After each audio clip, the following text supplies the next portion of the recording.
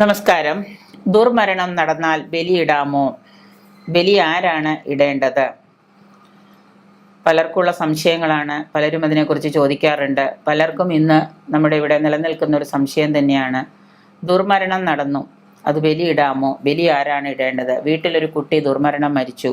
അപ്പോൾ നോക്കിച്ചപ്പോൾ പറഞ്ഞു, ഒന്നും ചെയ്യണ്ട എന്ന് പറഞ്ഞു. ഞങ്ങളൊന്നും ചെയ്തിട്ടില്ല, അച്ഛനമ്മമാരിയ്ക്കുന്നത് കൊണ്ട്. അതുകൊണ്ട് എന്താണ് നിങ്ങൾ ചെയ്യേണ്ടത് എന്നുള്ളത്. ദുർമരണം നടന്ന വ്യക്തികളുടെ മക്കളാണെങ്കിൽ മക്കൾക്കോ അല്ലെങ്കിൽ ഏറ്റവും അടുത്ത ബന്ധുക്കൾക്കോ ബലി ഇടാവുന്നതാണ്.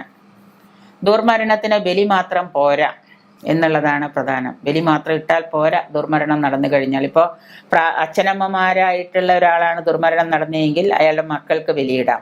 അല്ലെങ്കിൽ മക്കളില്ല എന്നുണ്ടെങ്കിൽ ഏറ്റവും അടുത്ത ബന്ധുക്കൾ ആരെങ്കിലും ഉണ്ടെങ്കിൽ അവർക്ക് ബലിയിടാം.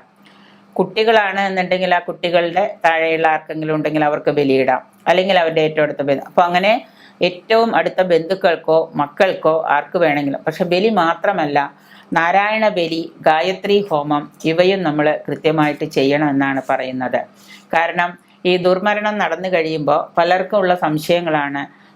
ചെറിയ ആ കുട്ടിയായിരുന്നു അല്ലെങ്കിൽ ചെറുപ്പമായിരുന്നു, അതുകൊണ്ട് ഞങ്ങളത് ചെയ്തില്ല, അതുകൊണ്ട് അത് ചെയ്യാൻ ഞങ്ങൾ തുനിഞ്ഞില്ല, കർമ്മങ്ങളൊന്നും ചെയ്യാൻ സാധിച്ചിട്ടില്ല.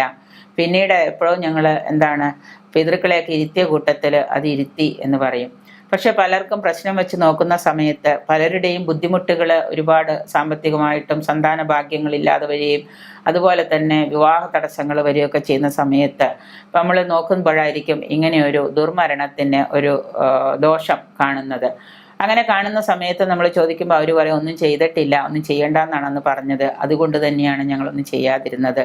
അപ്പോൾ തീർച്ചയായിട്ടും നമ്മൾ ആ സമയത്ത് പറയുന്ന എന്ന് വെച്ച് കഴിഞ്ഞാൽ, നമുക്ക് ഏറ്റവും അടുത്ത ബന്ധുക്കൾ ആരാണോ അവർക്ക് ബലിയിടുന്നതിനോടൊപ്പം തന്നെ നാരായണ ബലി ചെയ്യുന്നത് നാരായണ ബലിയും ഗായത്രി ഹോമവും കൂടി അതോടുകൂടി. അപ്പോൾ അത് അറിയാവുന്ന ഏതെങ്കിലും ഒരു ഉപാസകനെയോ അല്ലെങ്കിൽ ഒരു പുരോഹിതനെയോ വിളിച്ച് നമ്മൾ തീർച്ചയായിട്ടും ഈ പറയുന്ന ബലിയിടുന്ന കൂട്ടത്തിൽ നാരായണ ബലിയും ചെയ്യാം, ഗായത്രി ഹോമവും ചെയ്യാം. ഇത് കൃത്യമായിട്ട് നമ്മൾ ചെയ്യുന്നത് കൊണ്ട് ഈ ദുർമരണം നടന്നവർക്ക് പിന്നീട് ദോഷങ്ങൾ ഉണ്ടാവില്ല.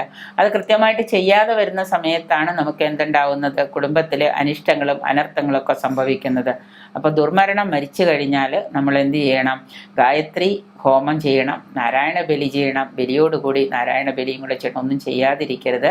ചെയ്യാതിരിക്കുന്നത് കൊണ്ട് നമ്മുടെ കുടുംബത്തിൽ ഇരിക്കുന്ന മറ്റു ബന്ധുക്കൾക്ക് ദോഷങ്ങൾ ഉണ്ടാവുകയുള്ളൂ. അപ്പോൾ അതിനു വേണ്ടിയിട്ട് നമ്മൾ ഈ 3 കാര്യങ്ങളും കൂടെ ചെയ്യേണ്ടത് ഓർമ്മിക്കാം.